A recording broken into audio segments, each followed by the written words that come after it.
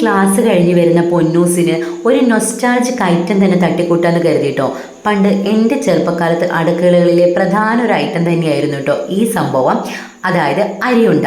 ഓരോരുത്തരും ഓരോ രീതിയിലാണ് ഉണ്ടാക്കുന്നതെങ്കിലും ഞാൻ ഉണ്ടാക്കുന്നതാണ് കേട്ടോ ഇന്ന് നിങ്ങൾക്ക് പരിചയപ്പെടുത്താൻ പോകുന്നത്. അപ്പോൾ രാവിലെ തന്നെ അരി കഴുകി നല്ല വെയിലത്ത് വെച്ച് ഉണക്കിയെടുത്തിട്ടുണ്ട് കേട്ടോ. ഈ അരി നമ്മൾ നന്നായിട്ട് വറുത്തെടുക്കണം. അതിൻ്റെ ആ ഒരു പരുവം ഇപ്പോൾ നിങ്ങൾക്ക് കണ്ടാൽ മനസ്സിലാകും. അത് തണുത്തതിന് ശേഷം നല്ല ഫൈൻ പൗഡറായിട്ട് തന്നെ പൊടിച്ചെടുക്കണം കേട്ടോ.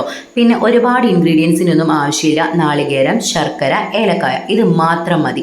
ഇത് എല്ലാം കൂടി നല്ല ഫൈനായിട്ട് അരച്ചെടുത്ത് നമ്മുടെ ഈ പൊടിയിലേക്ക് ചേർത്ത് നന്നായിട്ട് അങ്ങ് കുഴച്ചെടുക്കണം കേട്ടോ.